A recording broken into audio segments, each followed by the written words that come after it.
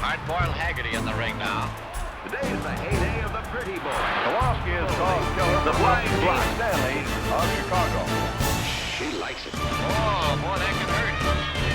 Right here at ringside while we go in for a riot of roughhouse that's flatly called wrestling.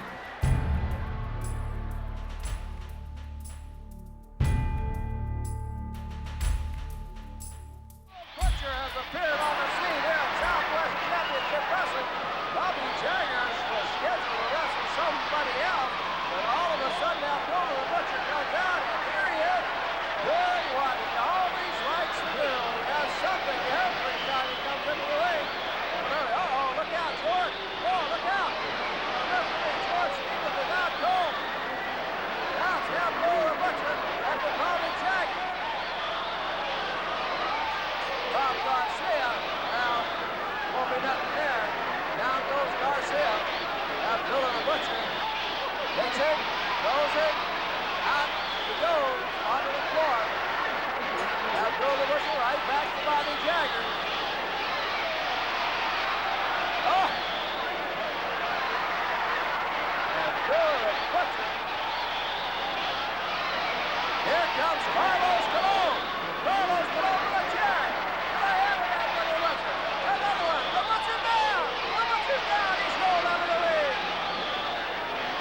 The outrageous behavior of Abdullah the Butcher in the professional wrestling arena has been his calling card for more than 3 decades.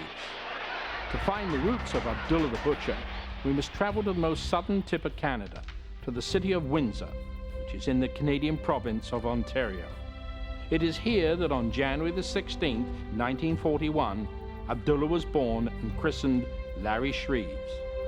His father, George Russell Shreves, came from North Buxton, Ontario. His mother, Martha, came from Ann Arbor, Michigan. Martha Shreves was to bear 8 children, all of who were raised in their small 2-bedroom home in Windsor, Ontario, a house his mother still lives in to this day. This is how Martha remembers her little son, Abdullah.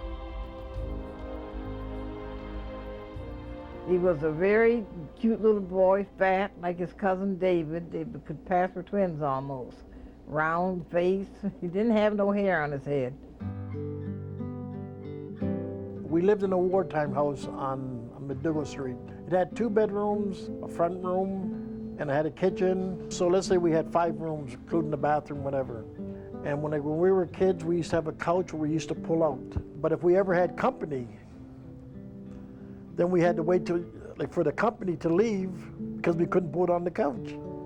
They used to have like prayer meeting or whatever, and they'd be there for so long.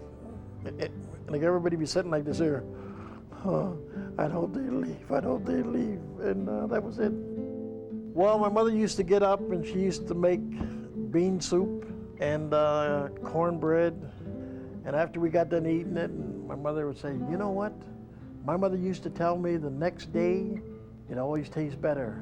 So that meant that we had it Monday, Tuesday. Then when it came for Thursday, we had the big pot again with stew. We'd have a nice day, and all of a sudden my mother would say, my mother used to say, "We know, Ma." And I would say, "Oh yeah, it's always better the next day," and they would eat it and they enjoyed it, and it was better the next day. During the year of Larry's birth in 1941, World War II was raging throughout Europe. At sea, devastating battles were fought. England, the London Blitz was at its height.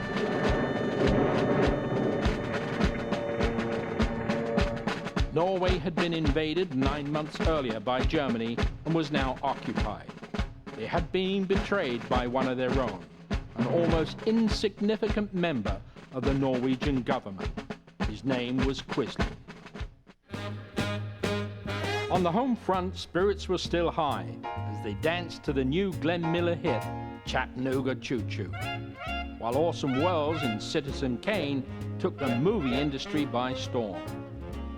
Abdullah's father, George Shreves, was working at this time at the Ford Motor Plant in Windsor, helping to produce much-needed wartime vehicles. Young Abdullah was to also start his early working days at the Ford Motor Plant, but as Abdullah explains, his creative money-making schemes actually began at a very early age. Well, they kicked me out of school when I was maybe 16 years old, because I used to go, when I was a kid at 13, I used to sell papers. And I'd be standing out there on the corner, stand by the clubs, and I'd be crying. And a man would come to me and say, "Son, what's wrong?" I said, "If I don't sell these papers, I can't go home." In those days, a newspaper cost 5 cents. So he'd reach in his pocket, "How many papers you got?" I said, "Oh, I got maybe 15. He'd say, "Here's $1, you know, go and take them, go home, son," like that. I'd say, "Okay." As soon as he left, I went to the next corner, right? So one day I was up there and I was crying, and I'm up there breaking down, and my dad, I didn't know, was walking across on the other side of the street, and he seen this white man, you know, leaning over me, you know, with his arm around me, and my dad come running over there real fast. He says, "What are you doing to my son?" Right? And my dad, so the man looked at my dad and said, "Sure, you should be ashamed of yourself. This is your son, and you're telling him that he can't go home unless he sells his papers," right? My dad looked at the man and said, "I apologize." And he grabbed me by the ear, he took me home. And then he told my mother what I'd done. My mother said, "I know you bring all the money home and you give it to me and you're trying to help, whatever, but you can't be doing that," right? I says, "Mom, if Dad don't whip me," I said, "I promise I won't do it no more," right? Anyways, he whipped me anyways. 3 weeks later, I was farther out away from him where he could never see me, and I was doing the same thing. At a young age, Abdullah was to master the arts of Taekwondo and karate.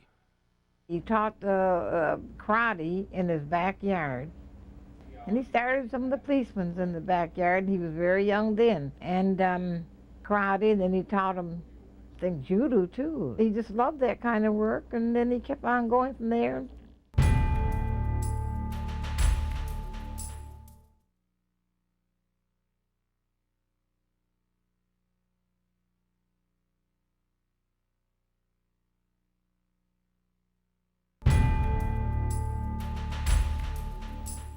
Abdullah's Taekwondo 7th degree belt was to serve him well, and when Vancouver wrestling promoter Rob Fenton took the young Abdullah under his wing, Abdullah realized his dream of fame and fortune.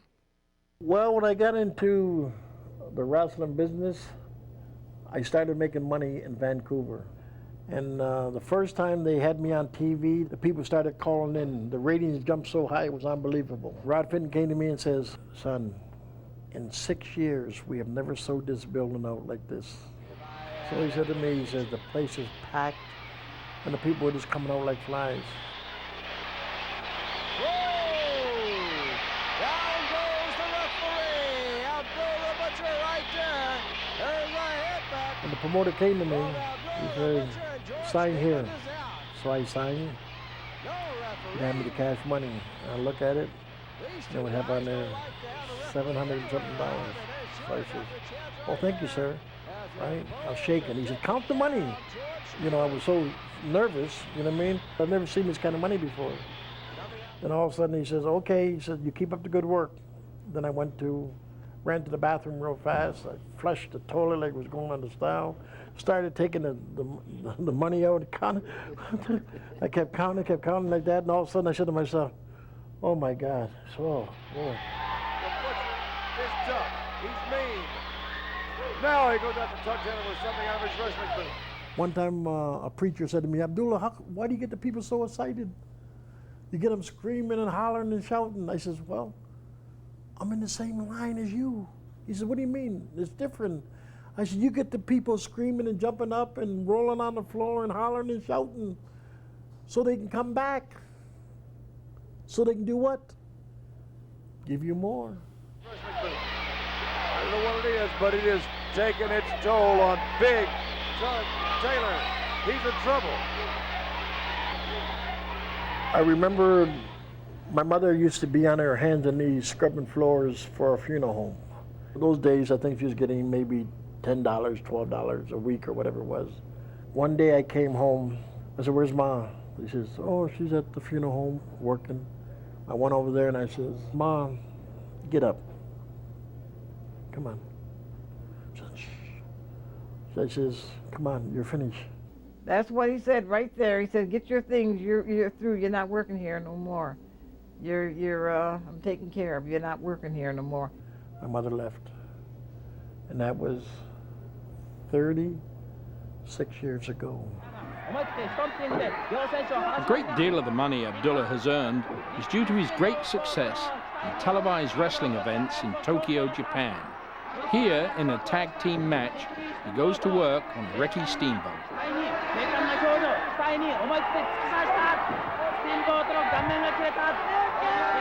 Abdullah the Butcher. Yeah, this is a really interesting story too. I don't like too much this kind of style, but a very good character. People like this character. Well, the first time they wanted me to go to Japan, they made me an offer, and I says, it's not enough. And I said to them, people have never seen me. I said, people have never seen nothing like me in Japan. Whoever's over there, Lou Thez or Bruno Sammartino, Hans Smith, Bobo Bazile, all these guys, Killer Cox, all of them, they have never seen me.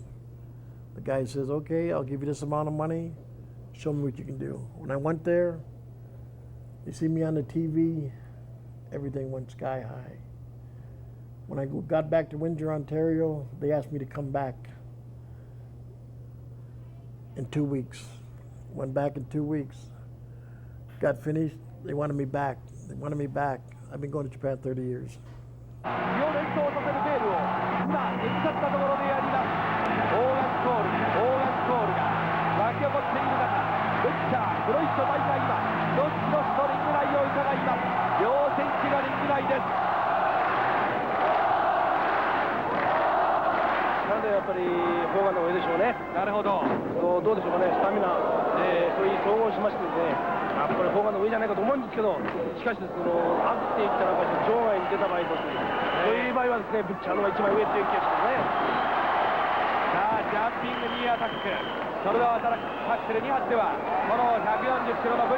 By 1975, Abdullah's first marriage had collapsed. He then divorced his wife, with whom he had had his only son, Alan. But every adversity carries with it the seeds of a greater benefit. In Abdullah's case, was a young woman by the name of Lee. The way I met my second wife, I used to do business with her father. At that time, she was going to college, and I've never seen her. And every time the father would take me out in the clubs in Japan, the people would always pay me for taking pictures, or they'd say Abdullah the Butcher's coming, and it was a fee that they had to pay me. And I went to the house, and here was this young lady. So the father said, come on, I want you to meet Abdullah the Butcher, crazy man from Sudan. One day we went out, and I says, you know, I like your daughter. Japanese marry Japanese, you marry your own kind. And as I said, but you're not Japanese, you're half and half. He said to me, yes, half and half marry. You marry your own kind, I married this kind, I can marry this kind, right? But you, blah, blah, blah, blah, you stay away from my daughter, blah, blah, blah, stuff like that. You don't come to my house no more. We only do business office. Okay. So Abdullah's attention switched back from love to war. And Japanese fans witnessed his unforgettable battle against Hulk Hogan.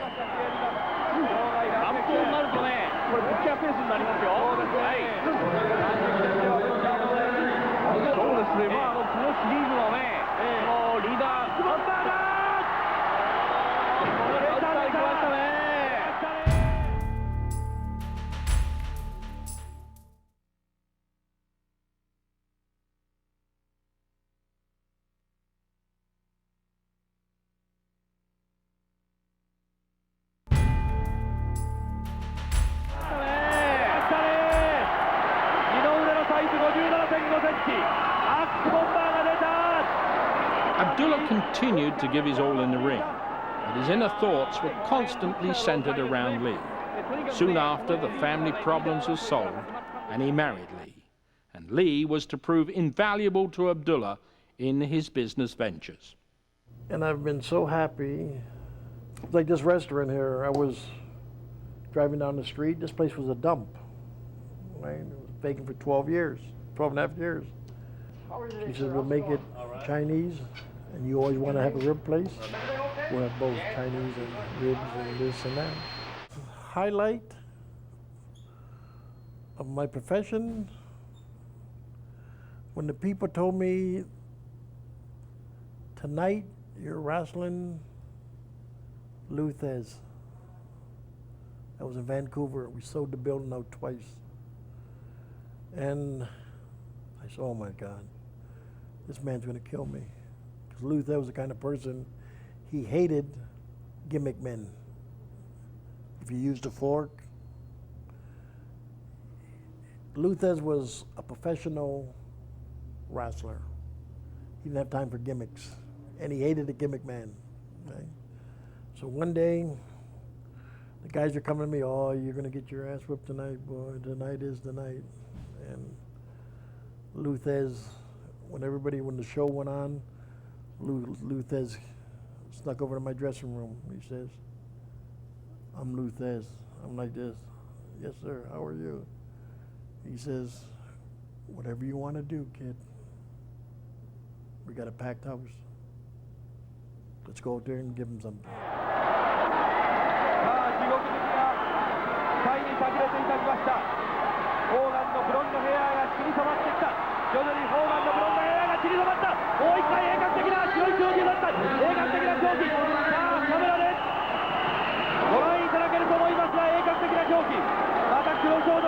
There is no doubt that Abdullah the Butcher scars his opponents, but he has also suffered the same fate. Well, the scars on my forehead, it's a long story. A lot of my scars are from the hard way. One time a promoter asked me, he said, Abdullah, we'd like to split you open. Split me open. Hard way. Going the hard way. I said, I don't care, go ahead.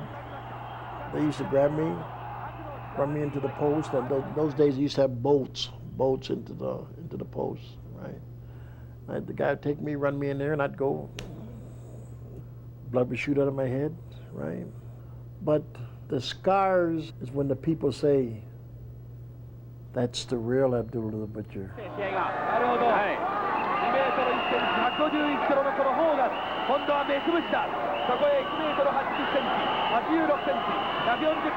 Every time I look in the mirror at myself, I say, this one made me this much money, this one made me so much money, and this one made me so much money.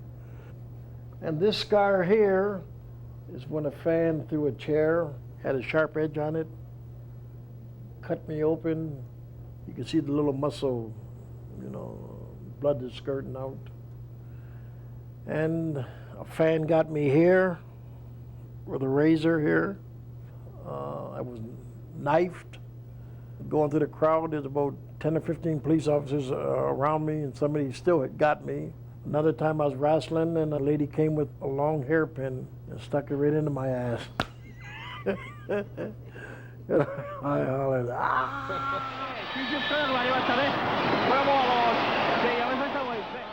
But I'm gonna keep going. I'll never stop. And I can stop today or tomorrow. But it's in me. I'm used to getting up. I'm used to traveling. I'm used to going here and there. Did you ever see the boxing movie Champ? When the kid was there and he was saying, he was hollering for his father, Champ, Champ, don't die on me. Or don't quit, Champ, don't quit, right? It's something the people, for so many years you've been hearing people hollering and screaming, right? Well, when I put on my trunks, when I put on my thing, or I go to an arena, I go to a store, the people say, that's Abdullah.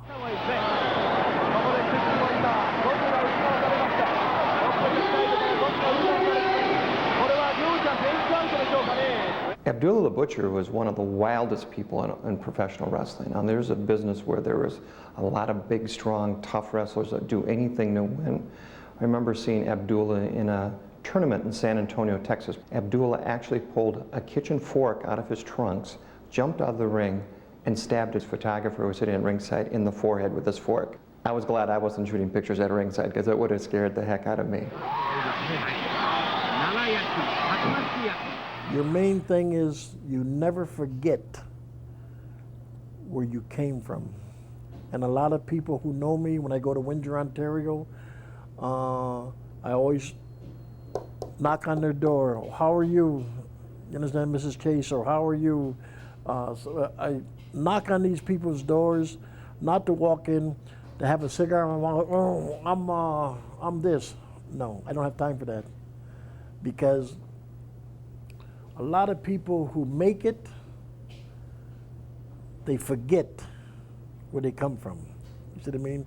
And I have never forgotten. That's why I tell a lot of people says, well, you never worked a day in your life.